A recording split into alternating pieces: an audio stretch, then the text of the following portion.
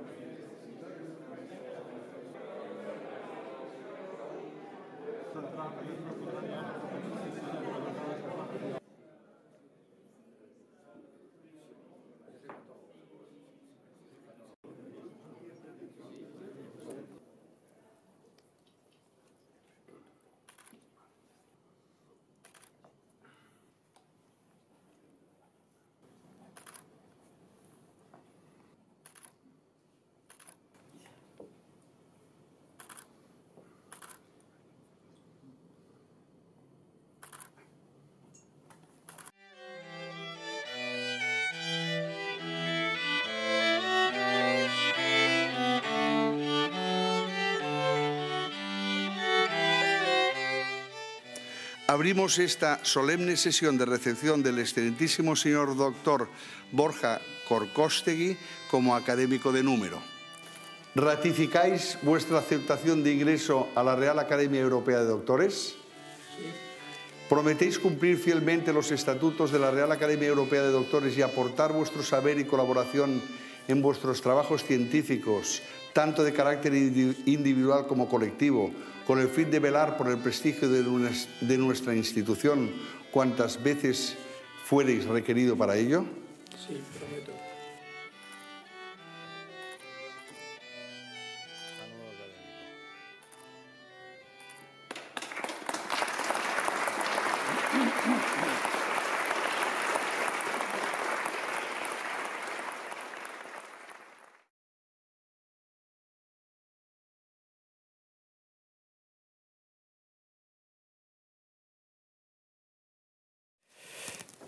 Excelentíssim senyor president, excelentíssim senyors acadèmics, excelentísimo señor presidente de la Real Academia de Medicina de Zaragoza, excelentíssim señor president de la Real Academia de Medicina de Catalunya, estimats amics i amigues.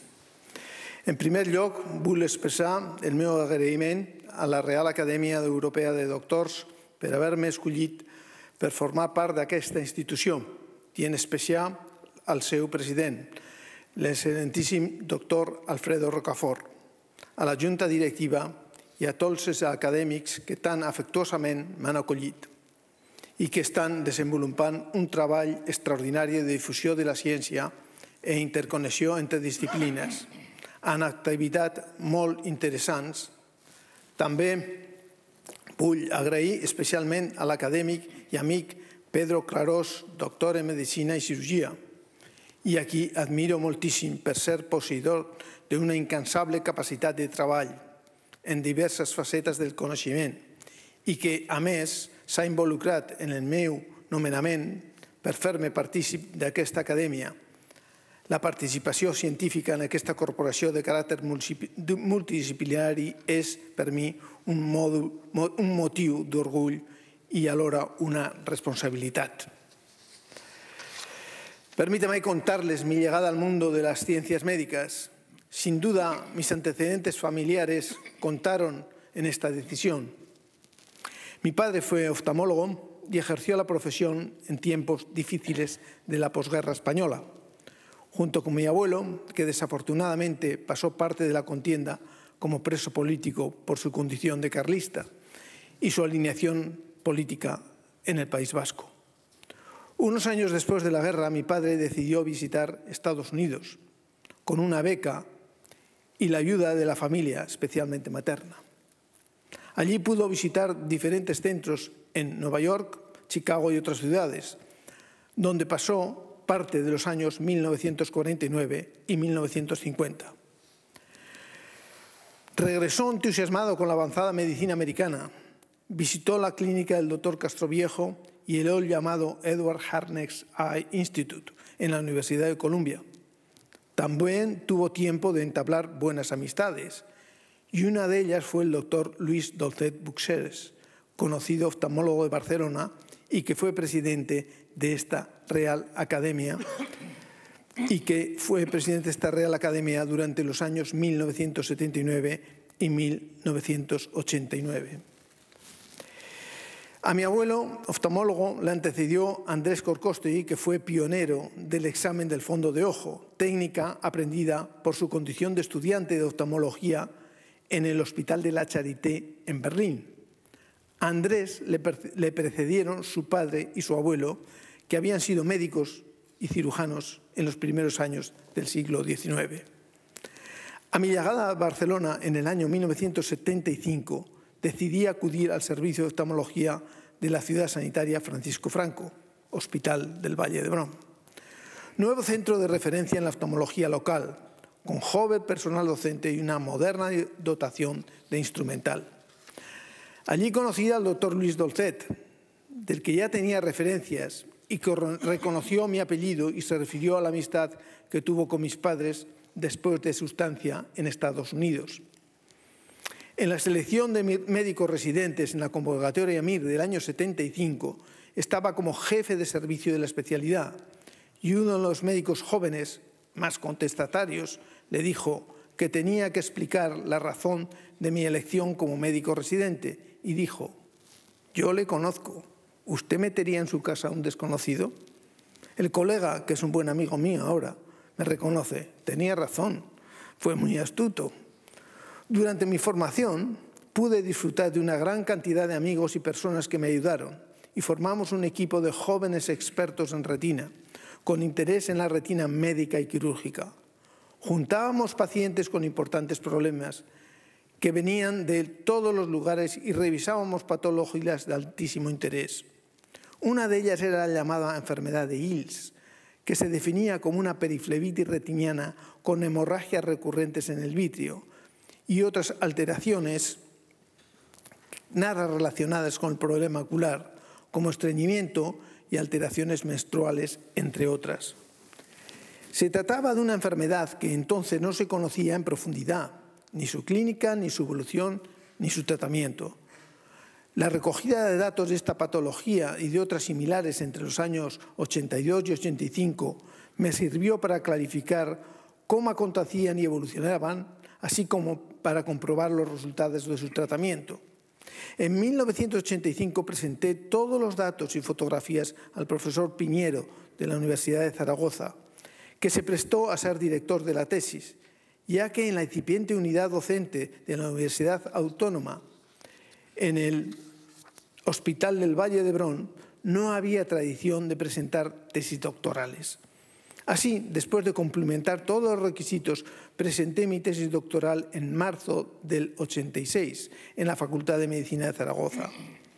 Creo que una parte del tribunal no le gustó mi trabajo y, según mi director, a algunos les desagradó especialmente que un joven oftalmólogo de fuera del estricto ambiente universitario presentara ese trabajo.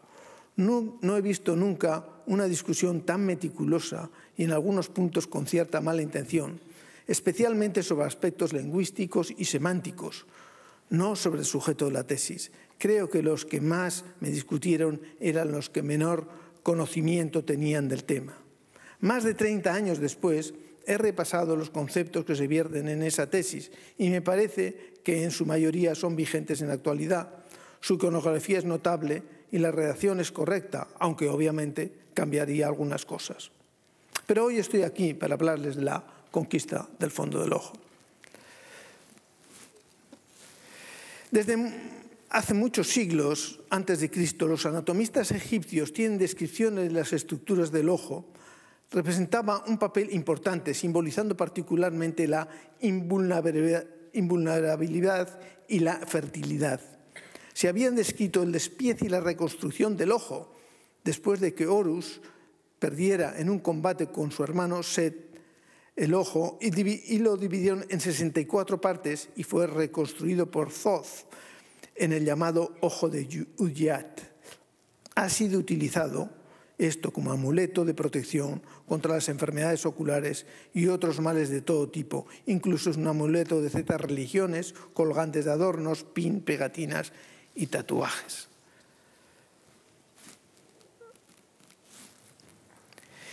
En el papiro descubierto por el profesor Evers se puede recoger ya centenares de fórmulas para el tratamiento de enfermedades de los ojos, tales como las blefaritis, tracoma, cataratas, así como remedios contra la hemeralopia, en aquellos años producida por la deficiencia de la vitamina A. Por tanto, la oftalmología como ciencia sanadora existe desde tiempos muy ancestrales. En la antigua Grecia, Quirón y Esculapio realizaron las primeras curas empíricas sobre la ceguera, cambiando la praxis hacia la medicina razonada. La oftalmología fue de particular interés en la cultura árabe, como las tablas de Alhacén, que fue un médico autor de la doctrina de la visión en el siglo X y XI, que definía el cristalino como la parte sensorial del ojo, situada en el centro del mismo y con la habilidad de percibir. Estos antecedentes históricos persisten hasta los siglos XVII y XVIII, un periodo en el cual la literatura y la cultura médica combinadas traen un cambio radical, no solo en la enseñanza médica, sino también en las técnicas quirúrgicas. Verdaderamente, la primera escuela de enseñanza de oftalmología hay que situarla en París en 1765 y la segunda en Viena en 1772. En este desarrollo, la oftalmología es considerada como una rama de la medicina, o mejor, como una especialización dentro de las ciencias médicas. La oftalmología se desarrolla en torno a las enfermedades externas del ojo, con conocimiento mediante artilugios luminosos que permiten observar el cristalino y su opacificación, que llevaban a la pérdida visual. Las intervenciones oculares habían mejorado notablemente, pero el interior del ojo, aunque se conocían estudios anatomopatológicos, no se había podido examinar in vivo.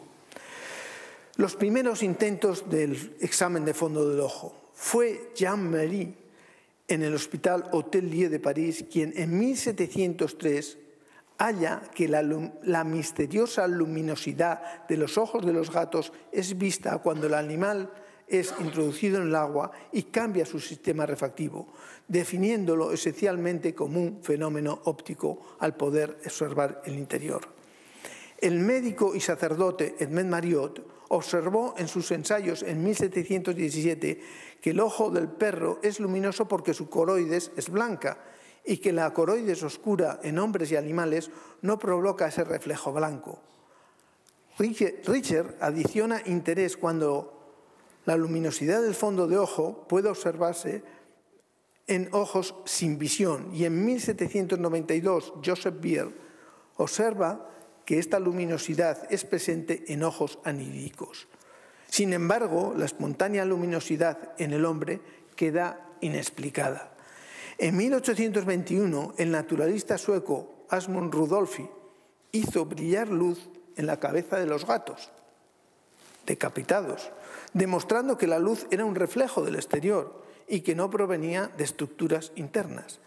Pero independientemente, William Cumming escribió en Inglaterra en 1848: la apariencia luminosa del ojo humano y sus aplicaciones a la detección de las enfermedades de la retina de la parte posterior del ojo. Explica que el eje de iluminación del ojo y la observación deben ser coincidentes para la visualización del fondo. Un año más tarde en Berlín, el fisiólogo Brücke hizo la misma observación hace poco tiempo. Una tarde, estando situado entre el candelabro que alumbraba el aula y la puerta del auditorio de la universidad, vi a un joven cuyas pupilas fueron iluminadas cuando entró en la sala y se giró para cerrar la puerta de acceso. Brücke hace además otras consideraciones sobre este hallazgo. 3 años antes de la descripción real del oftalmoscopio por Helmholtz, otro británico, Charles Babbage, inventa un instrumento que consiste en una pieza de espejo plano con un agujero pequeño ligeramente descentrado. La luz reflejada estaba en la pupila y era reflejada, pero el espejo plano no podía concentrar los rayos luminosos y no se podía observar el fondo del ojo. Pero Babbage ha pasado a la historia porque describió el primer computador mecánico. Voy a hablar de Hermann von Helmholtz, que es el inventor de la oftalmoscopía. Hermann von Helmholtz nació en Potsdam, Prusia. Su padre Ferdinand fue profesor de filología y fisiología. Fue el primer hijo de una familia que tuvo una débil salud, siendo un niño enfermizo. En sus estudios secundarios se centró en el conocimiento de los clásicos como Cicerón y Virgilio. También se interesó por el funcionamiento del curso de la luz a través de los telescopios y trabajó en sus principios ópticos de los sistemas de Galileo.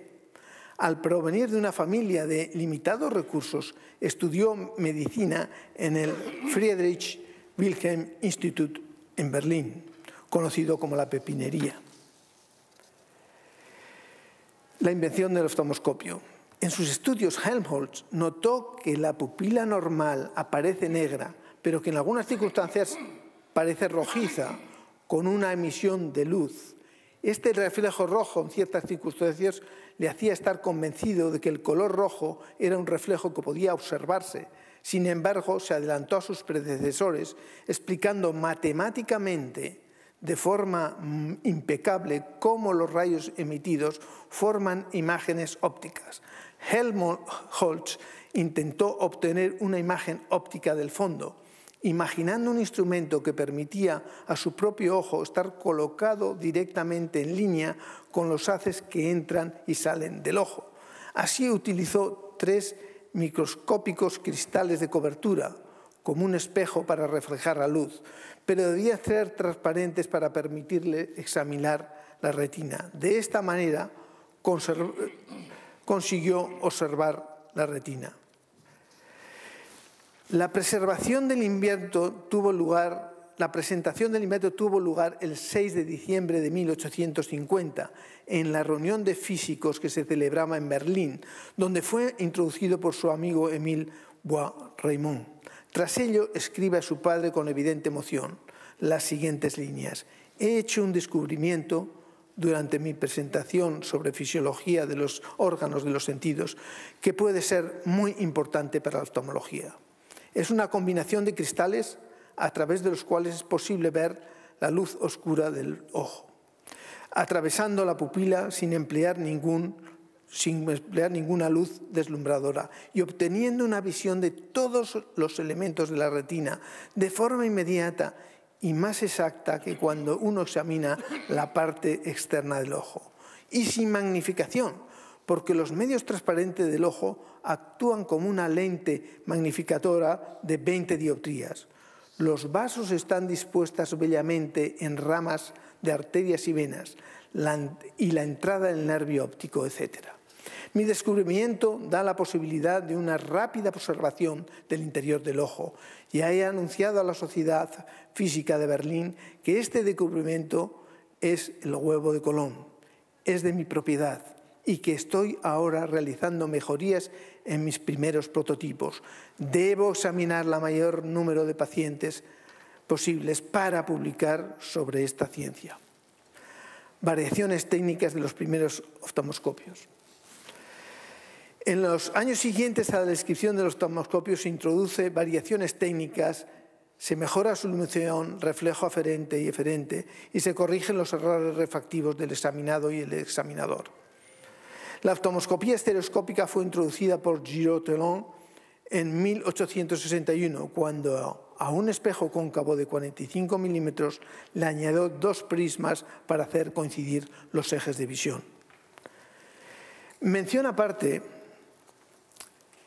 merece el oftalmoscopio de Albert Gulstrat, que está basado en modelos matemáticos complejos y que introduce en 1911. Esencialmente consiste en la visualización a través de los puntos no centrales de la pupila del observador, iluminando por otra hendidura situada en el reborde pupilar fuera de la zona de observación. Albert Gulstrat es el oftalmólogo que ha recogido su premio Nobel por los trabajos en el campo de la oftalmología. Es especialmente conocido por su aportación al conocimiento y desarrollo de la lámpara de hendidura, que posteriormente se mejoró extraordinariamente, añadiéndose las lentes de contacto y sin contacto para la observación de la retina en el vitrio. Permítame hablarles de 2 premios Nobel de mi especialidad. Fritz Pregel, nacido en Ljubljana, del Imperio Austrohúngaro, capital de Eslovenia, quien en 1923 recibió este honor por su método de microanálisis de sustancias orgánicas, y el suizo Walter Hess, en 1949, por su descubrimiento de la organización funcional intercerebral como coordinador de las actividades de los órganos internos. Pero sus temas, poco o nada, tenían que ver con la oftalmología. No se dedicaron a estudiar la oftalmología, pero sus temas también fueron estudiados por otros científicos, no oftalmólogos, y descubrieron el procesamiento fisiológico y químico del sistema visual. Hay otro oftalmólogo, Jules Gonin, que fue premiado con el premio Nobel, pero que murió antes de recibirlo y recogerlo, por tanto, no pudo ser un premio Nobel. Otras contribuciones de Helmholtz. Helmholtz fue un erudito deslumbrante, con un intelecto y una energía extraordinaria. Es reconocido por su descubrimiento conjunto de la segunda ley de la termodinámica y por su invención del oftalmoscopio. El libro más importante que escribió sobre la fisiología y física óptica fue el Handbook for the Physiologische Optik. Otra importante aportación fue el conocimiento de la fisiología de la cóclea en el principio de la vibración simpática. Investigó la percepción de la calidad de los tonos. Mostró que la calidad depende del orden, número e intensidad de las diferentes armonías que comprenden la estructura del tono musical. Desarrolló la teoría de los tonos diferenciales o adicionales. Sus sensaciones de tonos ha sido descrita como el principio de la fisiología de la acústica. Helmholtz construyó un aparato para analizar la medida de los diferentes tonos que generan los sonidos naturales complejos.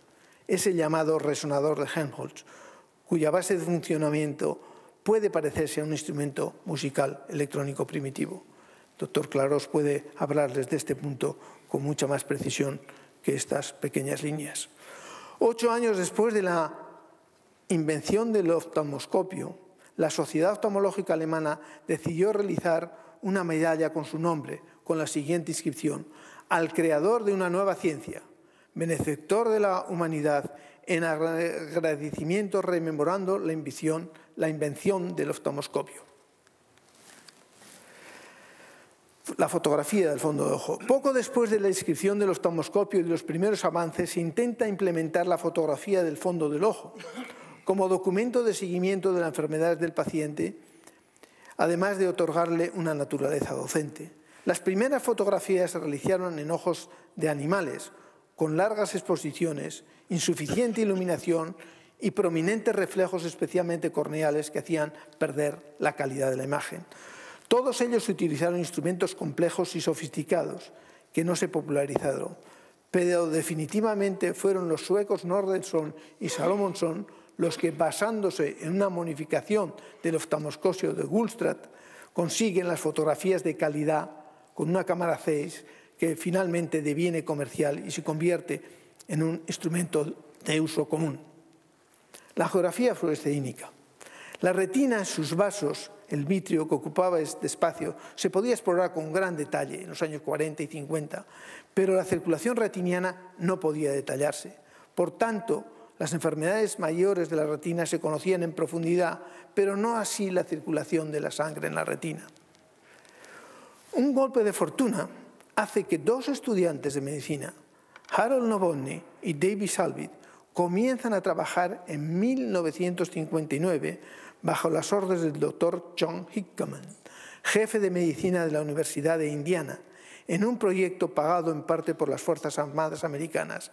El doctor Hickman centró el estudio en la circulación retiniana como parte de la circulación cerebral, buscando una técnica fotográfica que le permitiera estimar la cantidad de concentración de oxígeno en los vasos retinianos. Los estudiantes comienzan a realizar fotografías del fondo con una cámara Zeiss y notan que existe una cierta fluorescencia en la lente cristalina. Esto les da una idea, la posibilidad de recoger fluorescencia de los vasos utilizando alguna sustancia fluorescente, como la fluoresceína sódica. Presentaron la idea al doctor Hickman, los estudiantes, teniendo su aprobación. Sugirieron estudiar la longitud de onda de la excitación y la emisión de la fluorescencia. Mezclaron una muestra de sangre con una cantidad de fluoresceína y la enviaron a James Hartigan del laboratorio Eli Lilly para realizar medidas de espectrofluorometría. Encontraron que los picos de excitación de la fluoresceína estaban alrededor de 480 y el pico de emisión en 520. Primero probaron esta técnica en conejos y posteriormente decidieron usarlo ellos mismos. Lanzaron una moneda al aire para decidir quién de los dos hacía de paciente. Ninguno quería hacer de paciente. Alvis fue el inyectado y Novotny el examinador. De esta manera se realizó la primera angiografía fluoresceínica en el humano, que es esta de aquí.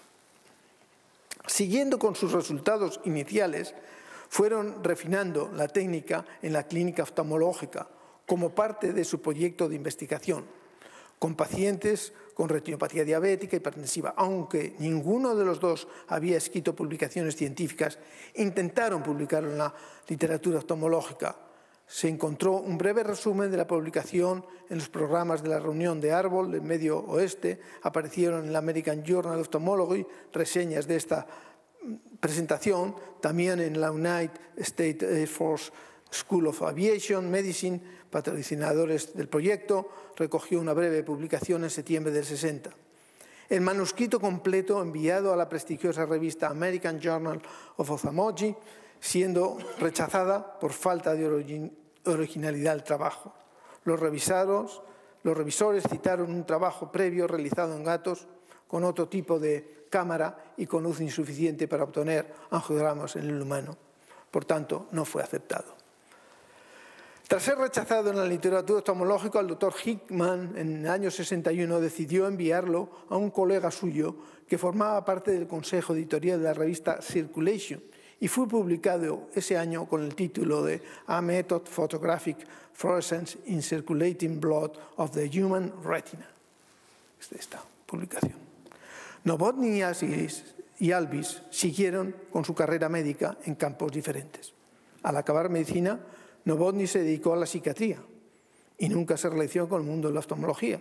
Y Alvis hizo la residencia en oftalmología en el Wayne State University, donde le hicieron muchas demandas para seguir con su investigación en la angiografía, pero nunca quiso continuar. En su vida profesional nunca realizó ninguna angiografía y solo permitió que realizaran un nuevo angiograma para compararlo con el primero en humanos. Años después, Alvis fue reconocido como un innovador para examinar la circulación retiniana y en el American Journal of Ophthalmology le mostraron su sentir por no haber aceptado este trabajo que tanto cambió el entendimiento del diagnóstico de las enfermedades del fondo de ojo. Doctor Alvis, cuando fue reconocido por la American Academy. La geografía con verde indocianina. El verde indocianina, ICG o Indocyanine Green, es una tinción fluorescente con una sal sódica disuelta normalmente al 5% en sodio yodado, que se usa como indicador fotométrico de la función cardíaca y hepática y estudio de la circulación coroidea.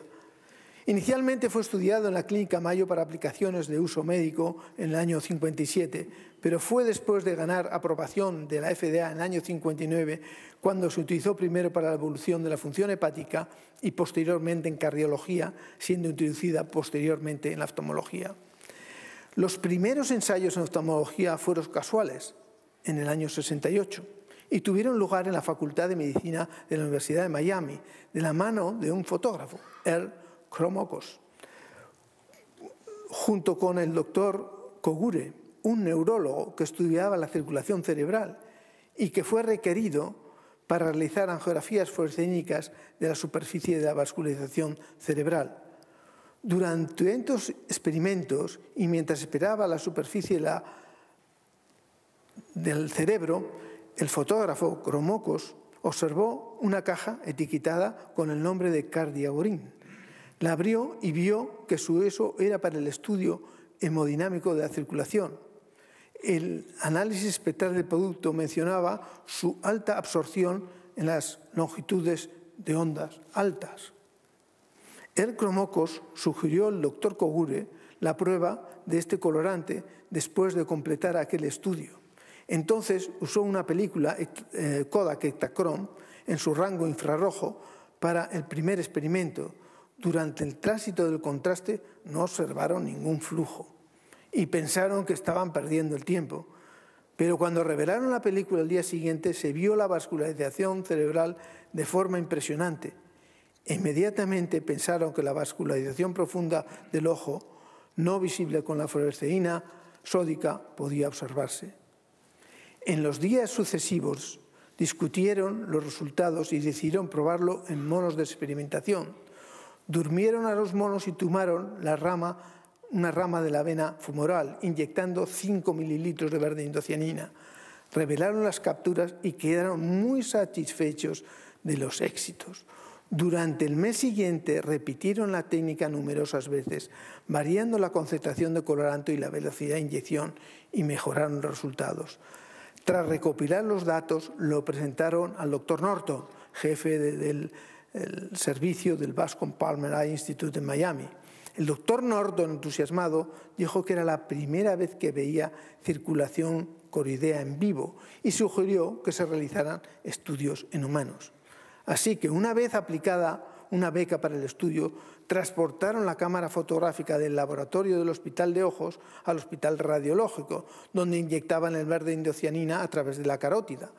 Aunque el método era tedioso y poco sofisticado, se obtuvieron unos resultados de angiogramas muy importantes. Nuevamente se lo presentaron al doctor Norton, que quedó fascinado con las imágenes, sugiriendo realizar la prueba mediante inyección intravenosa.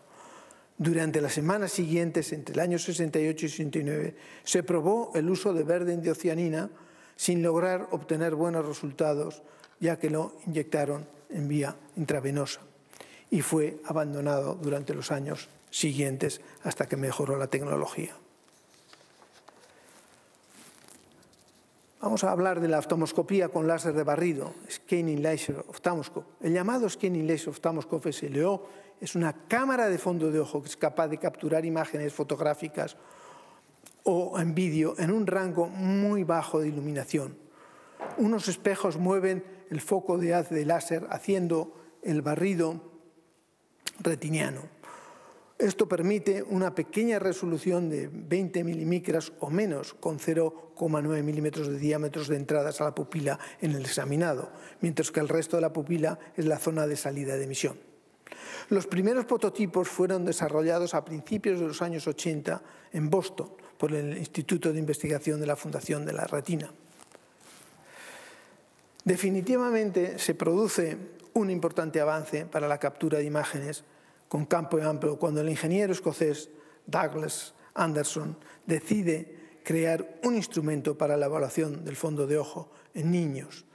después de haber sufrido la pérdida de un ojo de sus hijos a los 5 años de edad, afecto de un desprendimiento de retina, y que fue tardíamente diagnosticado. En el año 92, Douglas decide desarrollar un instrumento mejor para detectar las lesiones en los niños desde los primeros estadios y sin realizar midriasis. Después de años de trabajo, con la colaboración de David Kearns y Robert Henderson, los problemas técnicos fueron progresivamente solventados y finalmente designaron y patentaron un SLO que era capaz de realizar en una sola captura una fotografía del 80-90% de la superficie de la retina.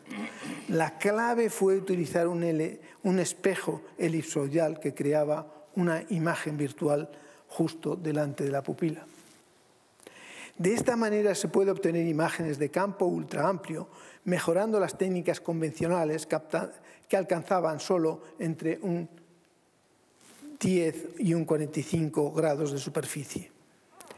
El primer producto comercial se realizó en el año 1999, estando orientado para los ópticos, pero ya fue aprobado por la FDA a través de la compañía fabricante Optos, propiedad en buena parte de los propios diseñadores.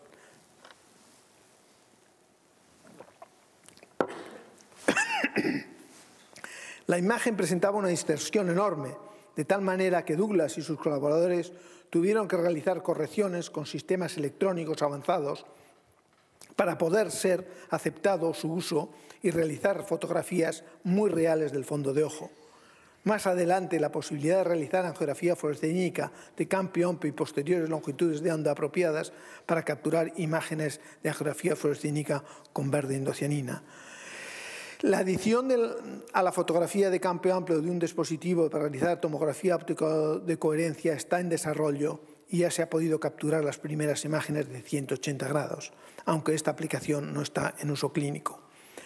Para satisfacción de Douglas, su hijo tuvo un desprendimiento de retina en su ojo único a los 21 años, probablemente detectado inmediatamente por una fotografía de campo amplio realizada por su propio padre. Se realizaron 2 intervenciones, quedando su retina reaplicado con un nivel visual bueno y con una capacidad de lectura.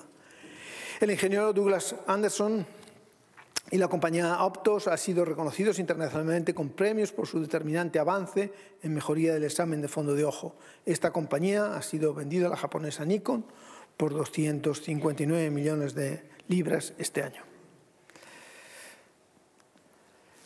Por último, vamos a hablar de la tomografía óptica de coherencia, Optical Coherence Tomography, o CT. El examen denominado OCT ha supuesto un considerable avance en la observación de la estructura del fondo del ojo. El OCT es una extensión de la técnica llamada interferometría de frecuencia baja, que inicialmente fue aplicada en la oftalmología para las medidas en vivo de la longitud axial del ojo, para la toma de la longitud para la cirugía de cataratas, que se basó en los principios de la interferometría de Michelson de 1887. Estos primeros estudios los realizó David Hwan, oftalmólogo y matemático, en 1991. El OCT fue utilizado para realizar una sección de los tejidos retinianos y también para la visualización de la capa de fibras nerviosas. Los tipos de escáner que permitían medidas reproducibles fueron desarrollados e incorporados en sistemas comerciales que tienen una resolución axial de 10 milimicras. El primer instrumento de uso clínico fue limitado a una velocidad de escáner de 400 escáneres axiales por segundo. Pero las limitaciones físicas que suponía la presencia de un espejo móvil para obtener la sección eran evidentes. El OCT usa una interferometría de baja frecuencia para obtener una intensidad de perfiles de escaneo tipo A. El proceso requiere que la luz sea dividida al espejo de referencia y al tejido diana. Cuando las luces se recombinan, se produce la interferencia. La intensidad de la información recogida del perfil de la profundidad de la retina puede ser captada por un detector de la interferencia, cambiando la localización del espejo de referencia. Podemos detectar las diferentes profundidades del tejido estudiado. Este tipo de modalidad es el llamado Time Domain, o CTTD, porque las señales de tiempo codificadas son tomadas directamente. Se realizaron muchas mejoras respecto al primer OCT comercial, entre las que destacan las llevadas a cabo para lograr una mejor resolución axial y para obtener una mayor velocidad de escaneo. Con la presencia en la práctica de las fuentes de luz de banda ancha, dentro de los sistemas de OCT se mejora la resolución axial de 10 milimicras hasta 1 milimicra. La velocidad se mejora considerablemente en la frecuencia del espectro de dominio, cuyo ancho de banda tiene 2 detectores separados. Esto significa que la información recogida en la localización indicada puede ser realizada sin el movimiento del espejo de referencia y la profundidad del escáner puede ser calculada con la transformación Fourier desde el espectro habido. Estos hallazgos mejoran la señal del número de escáneres por segundo y pueden alcanzar hasta cifras superiores a 125.000 escáneres por segundo. En consecuencia, se puede capturar una imagen de 3 dimensiones con gran calidad, por lo que se ha convertido en un estándar del examen clínico. El desarrollo de la llamada angiografía OCT o OCTA, que permite visualizar los vasos retinianos y coroideos sin contraste, es un desarrollo que comienza a gestarse hace unos 10 años, antes de su uso en la clínica. Rakan Wan, PhD, desarrolla la microangiografía óptica en el año 2011, utilizando la fórmula matemática Omagin, y el grupo que colabora, el Dr. Juan, el mismo que desarrolló el OCT, desde su posición de Peterson Professor of Ophthalmology en el Casey Eye Institute de Oregón, desarrollan la angiografía por decorrelación del espectro de amplitud, la llamada fórmula SADA. Resulta realmente curioso que los dos sistemas de angiografía OCT se desarrollen independientemente en la misma Universidad de Oregón de Ciencias y Salud. La fórmula patentada por Zeiss Meditech a través del trabajo realizado por Wan es la base del instrumento OCTA introducido en el mercado por la compañía Zeiss, dándole el nombre de Angioplex y aprobándose el uso en Estados Unidos en el 2015. Mientras que Wan aplica la fórmula al instrumento OptoView AngioView, compañía fundada por Jay Wei, antiguo colaborador de Zeiss, y recibe la aprobación de su instrumento por la FDA en el año 2016. Si bien unos años antes, en el 2012, fue lanzado al mercado internacional, el OptoView AngioView en Europa, apareciendo como una nueva tecnología por OptoView. No faltaron las demandas entre las compañías, resolviéndose por la diferencia de fórmulas matemáticas que tenían. Pero la verdad es que, aunque aquellos realizadores de los sistemas procedían de la misma universidad y sus principios matemáticos eran diferentes, cada uno siguió fabricándolo independientemente. Yo estoy seguro que la calidad de estas angiografías, los montajes fotográficos, el mejor campo y hasta el conocimiento de la pérdida vascular y otros detalles en la oftalmología y en el examen del fondo de ojo van a poderse mejorar en los próximos años. Muchas gracias.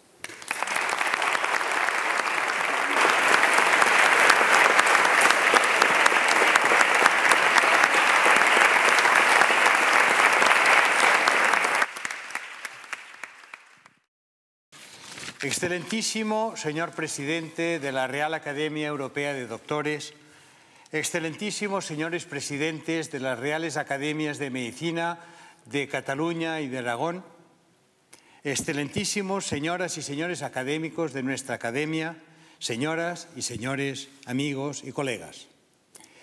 Las normas por las que se rige esta Real Academia disponen que el discurso pronunciado por el académico electo sea contestado en junta pública por el académico de número que designe el presidente y la junta directiva. Y es costumbre antigua que en esta contestación se ponga de relieve su currículum vitae y que se glose brevemente su exposición. Por haberme confiado esta tarea, me cumple a mí este encargo que hago muy gratamente por múltiples razones, históricas, afectivas y por la gran valía intelectual y humana del nuevo académico. En estos días de interrogantes en que vivimos, cuando tantos cambios se producen en el mundo, conservar y mantener esta solemnidad académica en los actos de ingreso de un nuevo miembro es, a la vez que se renueva la savia, una prueba no solo de estar en buena línea, sino también de segura eficacia y respeto por estos actos. La incorporación al seno de nuestra Academia de la personalidad del excelentísimo señor doctor Borja Korkostegui nos aportará mayor posibilidad para tratar de lograr su fin, que es servir a la cultura y a su difusión. Antes de seguir, he de cumplir con un deber de sinceridad ante ustedes. La semblanza que voy a trazar del nuevo académico y de su extraordinaria personalidad, de relieve, no solo nacional, sino también universal, va a tener el inevitable condicionamiento de que nuestra convencida e inalterable amistad pondrá un obligado freno de pudor en mis palabras. Borja y yo somos amigos y hemos sido compañeros en muchas y diversas aventuras en los hobbies que nos unen, la afición a los coches clásicos y su conducción. Esto nos ha hecho progresar en una amistad sana, desinteresada y fuerte, y nos ha permitido tener horas para hablar de temas personales, profesionales y generales. Debería añadir un dato más a esta faceta personal tan importante del compañero que hoy ingresa en nuestra corporación. Me refiero a su esposa Paquita Rodríguez, enfermera y economista, mujer discreta y elegante, que ha sido siempre su consejera profesional y personal y sigue siendo su inseparable compañera, su razón de ser, su verdadero amor, que al igual que las palabras que decía Shakespeare, considera que el amor y la fidelidad no son juguetes del tiempo. Paquita ha hecho suyo el pensamiento de Goethe, quien mira en silencio en torno suyo, ve cómo edificar el amor. En este peregrinar juntos por la vida, les han acompañado desde los primeros momentos los hijos aportados al matrimonio por Paquita, Jordi y Javier, este último futuro oftalmólogo, que junto a sus nietas son una de sus principales satisfacciones. Borja Korkostegui nace en San Sebastián, frente a un mar transparente, de nítidos y claros contornos, circunstancias que le convierte en vitalista para el trabajo, tenaz a la vez que generoso en el esfuerzo y de claro talante liberal. Son tal vez estas condiciones innatas las que fueron enraizando profundamente en su espíritu y que años más tarde ofrecieron el medio de cultivo ideal para que en él germinase el ideario y la absoluta convicción que la resolución de gran parte de los problemas del qué y por qué de la ciencia y sus interrogantes radican en una entrega total y generosa a la misma. El recipiendario pertenece a una familia bilbaína cuya dedicación a la medicina y en especial a la oftalmología se remonta a principios del siglo XIX. Como se ha dicho, estudia la carrera de medicina en la Universidad de Zaragoza y en 1974 viaja a Barcelona para realizar la especialidad en el Hospital Vall d'Hebron, obteniendo el título de oftalmólogo por la Universidad Autónoma de Barcelona en 1977. Posteriormente empieza su especialización en enfermedades vitrorretinianas, visitando hospitales en Londres, Filadelfia, Nueva York, donde trabaja con uno de los pioneros en el campo de las enfermedades de la retina. Lee su tesis doctoral titulada Las retinopatías isquemizantes periféricas con la calificación de sobresaliente cum laude en 1986 en la Universidad de Zaragoza. En ella aborda una temática de enorme valor, como él ha comentado, en el campo de la oftalmología, desarrollada de manera muy personal, en el estudio de la fisiología de la retina y sus problemas circulatorios, describiendo la mal conocida circulación periférica retiniana por las dificultades de acceso a estos espacios retinianos. En paralelo a su trayectoria en el servicio de oftalmología del Hospital Vallebrón, que acaba dirigiendo en 1991, empieza su incursión en la medicina privada, fundando con otros importantes colegas el Centro de Retina y Vítreo. Y en 1994, tras la paulatina incorporación de los mejores profesionales en las distintas subespecialidades oftalmológicas, este se convierte en el actual IMO. Único centro oftalmológico de Cataluña en disponer actualmente del prestigioso sello de calidad de Joint Commission International. El doctor Korkostegui es miembro de numerosas sociedades nacionales y extranjeras, como la Asociación Española de Retina y Vítreo o de la European Society of Retina Specialized, de la que ha sido vicepresidente y presidente, entre otras. Cuenta con más de una docena de premios y reconocimientos relacionados con su actividad y aportaciones en el desprendimiento de retina, y en el 2010 se convirtió en el primer español en ingresar como miembro de honor en la Retina Society, una de las sociedades oftalmológicas más antiguas y prestigiosas del mundo, según la cual el doctor Korkostegui le definen como un gran maestro y amigo de muchos, así como una figura ejemplar en la oftalmología mundial. El mismo año ganaba el Senior Achievement Award, premio de la Academia Americana de Oftalmología, y en el 2012 recibió uno de los premios en retina más reconocidos a nivel internacional, el Stanley Chang MD Lectureship, otorgado por la Universidad de Columbia.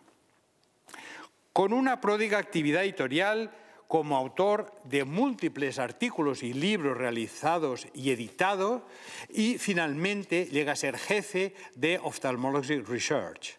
Su aportación a la oftalmología es amplia y valiosa.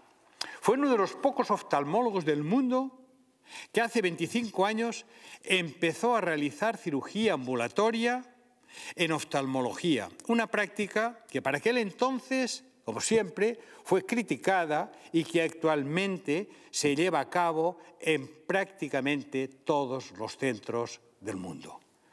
En los años 90 introdujo en Europa los perfluorocarbonatos líquidos, sustancias sintéticas transparentes con un elevado peso específico que marcaron un antes y un después en la cirugía vitreoretiniana y que constituyeron un hito en el manejo intraoperatorio de casos complicados. Sus amplios conocimientos y plena dedicación a la retina le permiten abordar con éxito cirugías con un alto nivel de dificultad llevadas a cabo por pocos especialistas, como la cirugía escleral para el manejo del desprendimiento de retina. A su vez, trabaja activamente en el campo de la investigación, que considera el leitmotiv de la oftalmología, colaborando en estudios nacionales e internacionales junto a sus colegas de IMO y participando como investigador principal en el desarrollo de un nuevo modelo de chip de retina desarrollado por Pixium Vision. Asimismo, es cofundador y vicepresidente de la Fundación Ulls del Món, Ojos del Mundo, e impulsor y presidente honorífico de la Fundación IMO, una entidad que desde el 2010 se dedica a la investigación, docencia, prevención y acción social relacionada con la salud ocular. Es cofundador y director científico de la European School for Advanced Studies in Ophthalmology, donde es profesor de la Universidad Autónoma de Barcelona, además de ser titular de la cátedra del Instituto de Microcirugía Ocular de la Universidad Autónoma de Barcelona, con la que lleva a cabo 6 cursos de máster y 3 posgrados. En el ámbito formativo ha dirigido numerosas tesis doctorales y ha ejercido como profesor asociado y titular de la Universidad Autónoma de Barcelona.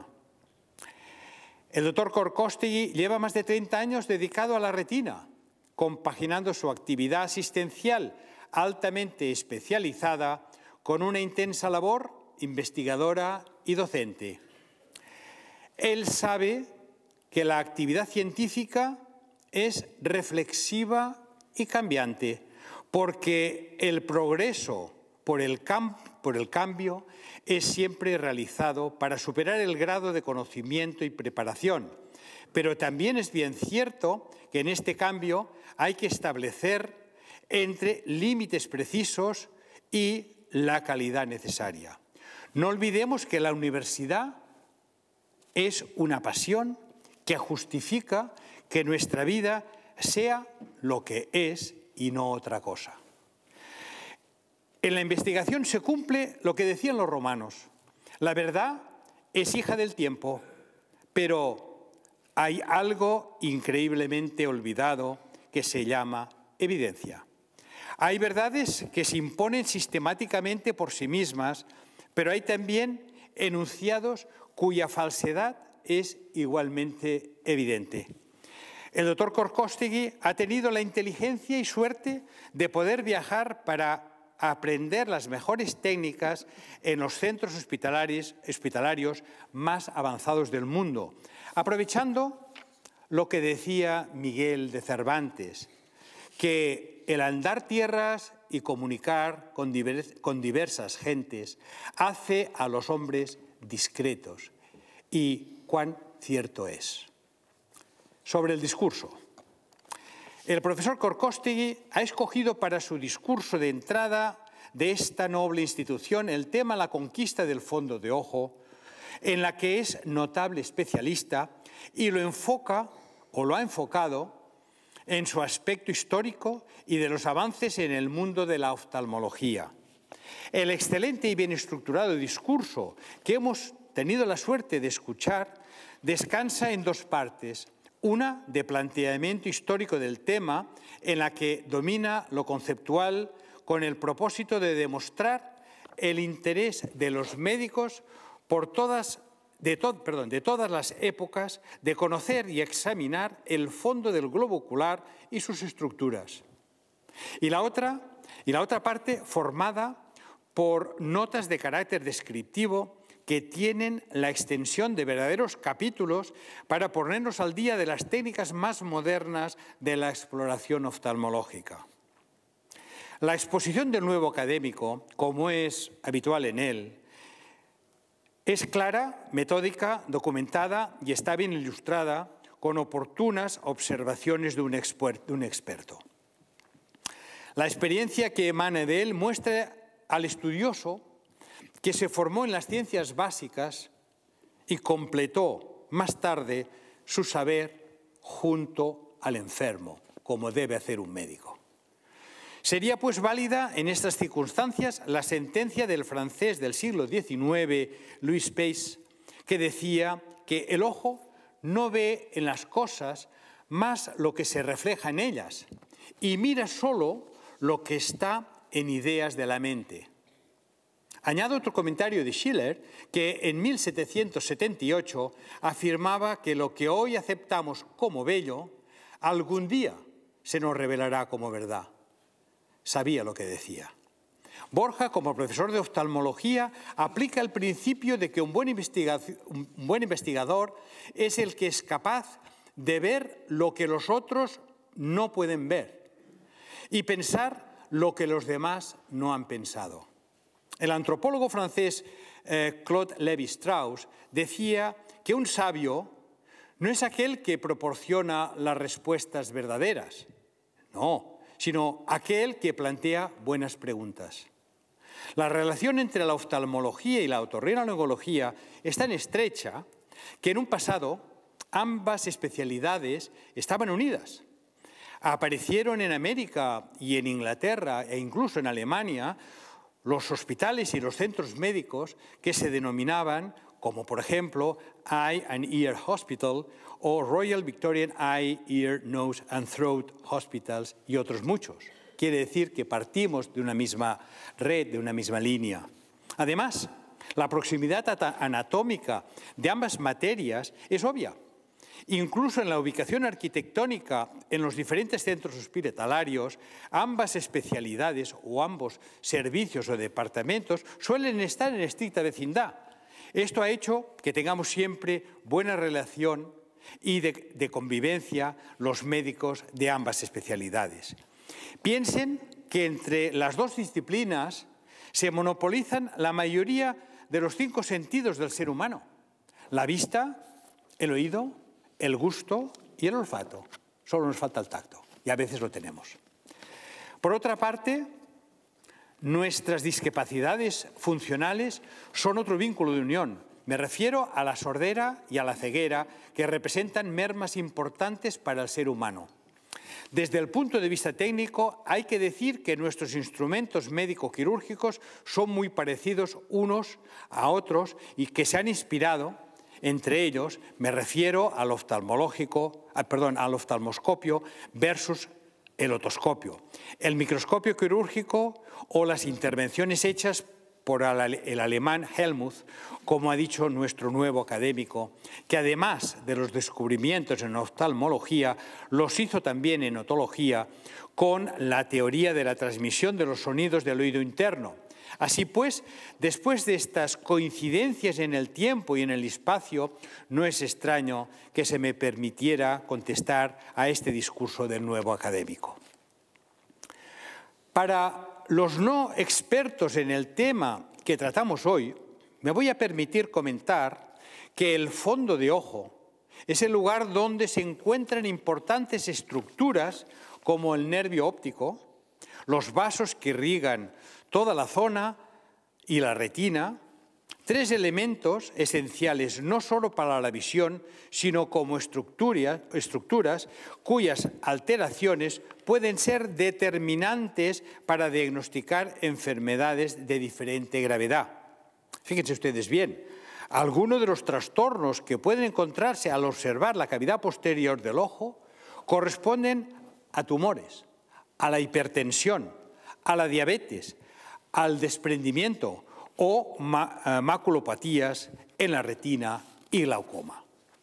Estas enfermedades no solo pueden llevar a la pérdida de la visión, sino que muchas veces su diagnóstico sirve para prevenir la aparición de síntomas más graves y poder comenzar a tratarlas tempranamente.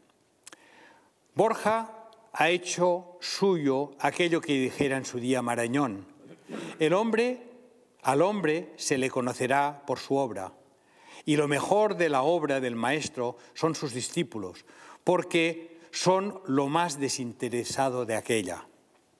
Con él vamos a recibir la cosecha de una vida que se ha preparado para hacer avanzar la oftalmología en un amplísimo frente, y con el mismo espíritu que hoy ha jurado desarrollar la tarea común que nos une en esta academia de avanzar en los caminos de la ciencia, las letras, el arte y el mundo. Esperamos que durante largos años Borja Korkostegui busque y encuentre aquí, en el seno de nuestra institución, las palabras justas, el rigor y la admiración de la maravillosa superficie del mundo en que vivimos. Con la venia, señor presidente, doy la bienvenida a esta casa al profesor Korkostegui, que nos trae nuevos puntos de vista, competencias y refuerzos a esta institución. Muchas gracias por su atención.